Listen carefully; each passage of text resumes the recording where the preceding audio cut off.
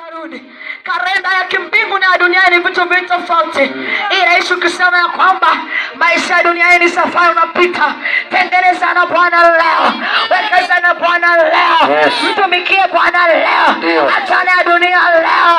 Acha kutumikia miungu leo. Katika jina la Yesu. Mtafute Bwana. Mtafute Mungu. Ukitaka kitu kiende kwenye maisha yako, mtafute uso wa Bwana. Achana na dunia. Achana na ulimwengu. Ulimwengu unakudanganya. Dunia inakudanganya. Mwishoni ni mateso. Mwishoni ni misiba. Mwishoni ni maombolezo. Mwishoni ni kilio. Utakuwa kama yule tajiri ambaye hakuna thamani, ambaye hakuna chochote, akajifurahisha na mambo ya dunia, lakini mwishoni mateso. Wapo vijana wa sasa hivi, sisi umetapaka. Pombe ndo kila kitu. Mnajifurahisha kwa mambo ya kidunia. Mkiona kwamba mmemaliza, mkiona kwamba mmeshinda, mkiona kwamba mmeweza, lakini hamjaweza, bali mnapotea. Mwishoni ni mateso. Mwishoni ni vileo. Mwishoni ni maangamizo.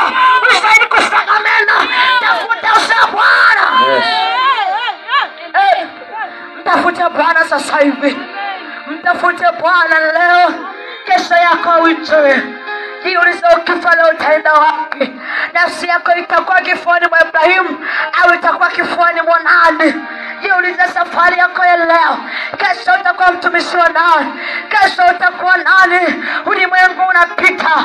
Ulimwengu unapotea.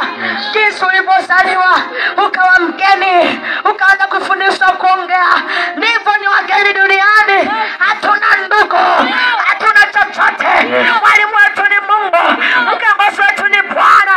Kila kitu maishani mwetu ni Mungu. Ulimwengu uliumbwa kwa neno lake, na yeye anaweza kusema leo ninaiangamiza. Kumbukeni Sodoma na Gomora, waliangamizwa kwa moto, wakapotea. Ni kwa sababu walikuwa wanahubiriwa hawasikie, walikuwa wanaambiwa hawaelewi. Yona anaagizwa kwenda Ninawi. Ni kwa sababu ya taifa la Bwana. Taifa la Bwana la leo ni wewe, ambaye watumishi wako.